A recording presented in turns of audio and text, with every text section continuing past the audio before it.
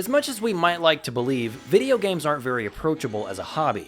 Most of us as enthusiasts have the advantage of already having played them for years and years already. Growing up with them means you've been able to see and get acclimated with the changes and complexities of the medium as you get older and better. But what about someone who didn't have that luxury? What if you have a significant other or a good friend who you'd like to show the vast and ever-growing world of video games?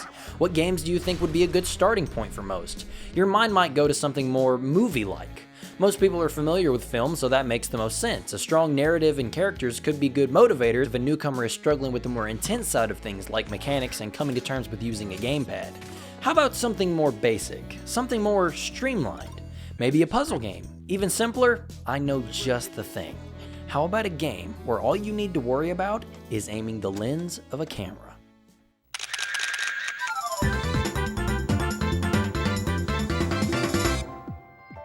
I've gone over several times how much my brother and I used to play all kinds of Pokemon games when we were little, but I remember only having a few memories of the original Pokemon Snap.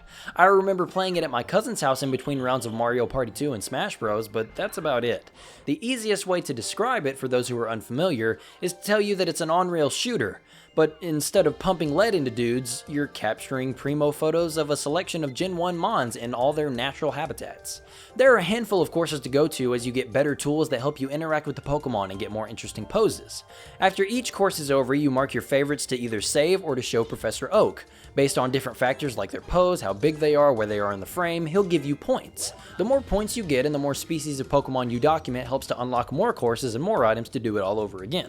There really isn't much depth to it, but I think that was the point. It took me about 2 hours to go back through the other day just to refresh my memory in preparation for today's topic of discussion.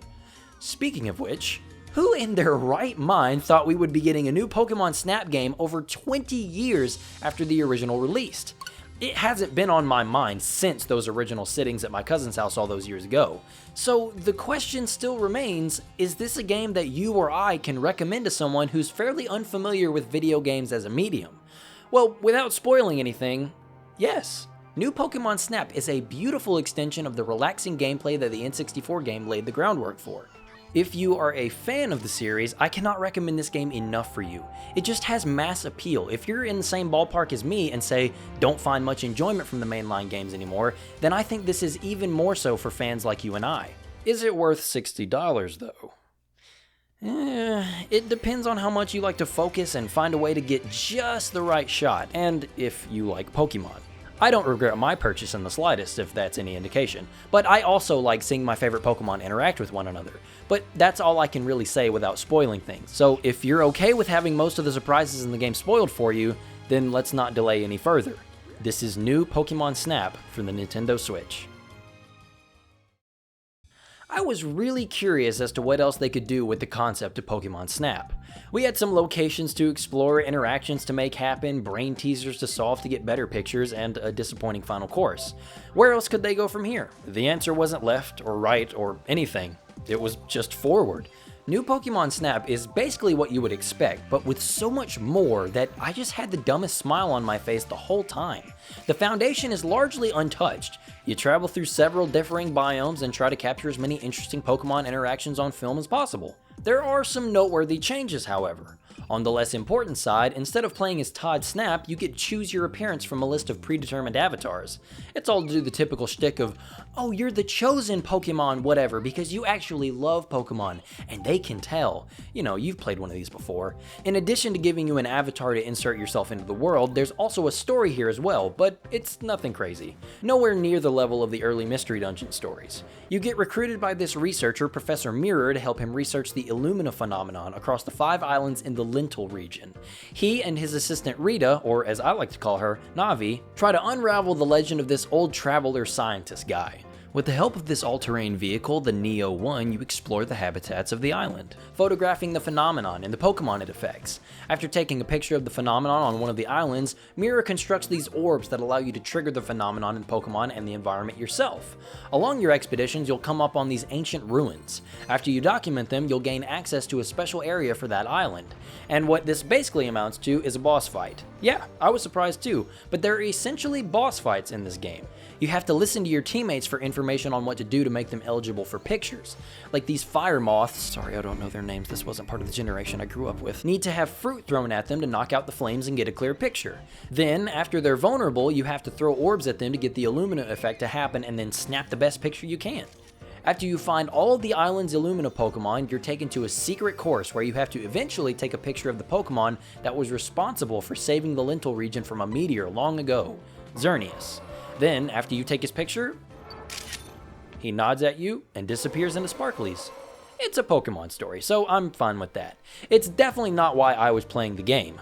The coolest part of the story, though, was when Todd shows up. The guy from the first game joins your research team along with his apprentice, Phil. And he is very competitive and a little scary. Hit the bricks, you little tramp! And tell your mother your father has a girlfriend! Seriously? Bro, you need to chill. But on to the real reason you're playing this game. To take fun pictures of the Pokemon. Let me start off with the stuff that's a bit easier to explain. New to new Pokemon Snap are a few tools that help you to take the best possible pictures. Firstly, are multiple controller options. I know that doesn't sound like much, but we've come a long way in 20 years, and I'm thankful that the team took advantage of this and added some modern control options. I played with the Pro Controller the whole time, and the beginning setup wasn't unusable, but it made the shutter button A, and it just doesn't feel natural taking a picture with any other button besides the right shoulder button. Thankfully, that's the next set of options. You can't completely customize the buttons to your liking, but I think the options available are perfectly fine for any playstyle.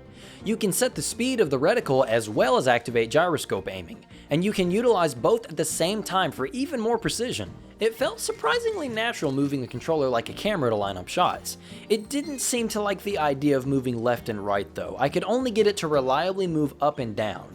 Thankfully the right stick always had my back. Next, we have the scan, an indispensable tool that takes a radial scan of the immediate environment, detailing the Pokemon around you, any points of interest that might need to be highlighted, and those ruins I mentioned earlier. It really does help point out Pokemon that might have been obscured by other things, but I can't tell if I like its inclusion or not. I tended to spam it because these courses are packed with a lot more foliage and shrubbery than before. While yes, it can make these environments look incredibly detailed and convincing, it also kind of gets in the way. Pokemon tend to get obscured by the plant life and it might lead to you missing them altogether. And if you're like me and you don't like to snap the shot unless you're sure you're going to have a good picture, you're likely to miss a few Pokemon that come and go so easily. Thankfully, the tracks aren't very long and their behavior is repeated for the most part, so you can easily anticipate the behavior next time.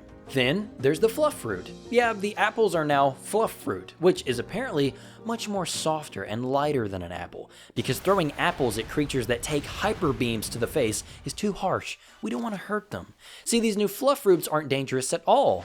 Oh, whoops. Yeah, look, see, he's okay. Perfectly harmless. No hard feelings, right? Fluff fruits are a snack that you can throw out at any time, maybe to offer a snack in exchange for a different pose, get its attention, or to knock a Pokemon off a wall to get a better angle. It's kind of a multi-purpose tool. There's the Melody Player, an addition to your camera that lets you play a little jingle for Pokemon in their habitats.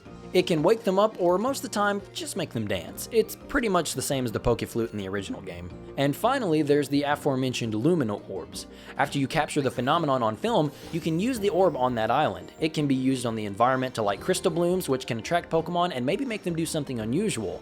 It can also be thrown straight at a Pokemon to light them up for a short time. It's not a whole lot of options to try out on any given Pokemon, but it feels like just enough. Seeing as how you don't exactly know what a Pokemon will react to in what way, it makes for a fun little guessing game on your first trip through an area. And that's before you even go back for a second visit. Because after you get back from any given expedition, like you would expect, your photos are examined and scored by the professor to determine how many expedition points you earned. It confused me at first, but you actually want to get 1, 2, 3, and 4-star photos for each Pokemon. The amount of stars is determined by the pose or action they're performing, and each star number is ranked as well. It goes bronze, silver, gold, and diamond. If it's good and centered and cleanly visible, nothing blocking the view, it gets diamond. So getting less than perfect pictures of a Pokemon is actually kind of necessary to getting a full photo dex. And then, okay, this is new too. So each area actually levels up. After you gain enough experience in one park, the Pokemon become more comfortable around you. This basically just means that a new layout for that area unlocks, usually with remixed Pokemon placements and sometimes alternate routes. I really enjoyed this aspect. It's like having a whole new experience when you go back into an area that you've already explored.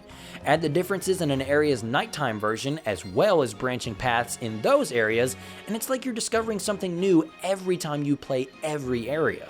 And the areas themselves look great as well. The presentation is consistently strong, with the Illumina effect giving whatever Pokemon it interacts with this cool ambient rim lighting. So no matter how dark the arena is, you can still have a good looking shot. My personal favorites being the cavern area in the second level of the lava place, the pool at the end of the jungle level has this really nice green effect on the water, the first area in the snowy mountains, and so many more. The frame rate has a bit of a problem keeping up when loading levels sometimes, but it's pretty consistent when playing the course itself. There is one major problem I kept experiencing, however, and that's Graphical Pop.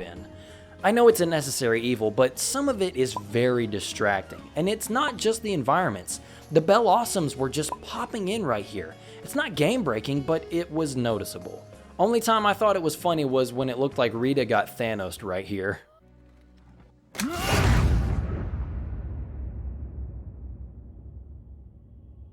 But I'm gonna have trouble describing this next part. That's not a bad sign or anything, it's just, how do you go about explaining the joys of photography to someone? I guess this is my best shot. Okay, so there's this one course in the jungle area where I began in this thick forest area path. Just as you start off, a Leafeon runs away from me. I've always been one for grass types, and I love Leafeon's design, but it's gone for the time being, so I go about the expedition as I normally would, making sure to capture every interesting moment I can, and I sporadically see the Leafeon in front of me. Coming up on the end of the course, I finally see it just up ahead, resting next to a Crystabloom. I throw an orb out, light up the area, and take a few nice looking pictures, and I get a pretty alright grade for my trouble. That's just one isolated instance of this game condensed and bottled up, but that kind of stuff happens in almost every course. Figuring out how to make him do a 4-star pose and then getting in the right position to capture it correctly, it feels good. It's relaxing. When you get back from a successful expedition and you're picking which pictures you want the professor to grade, it's very cozy.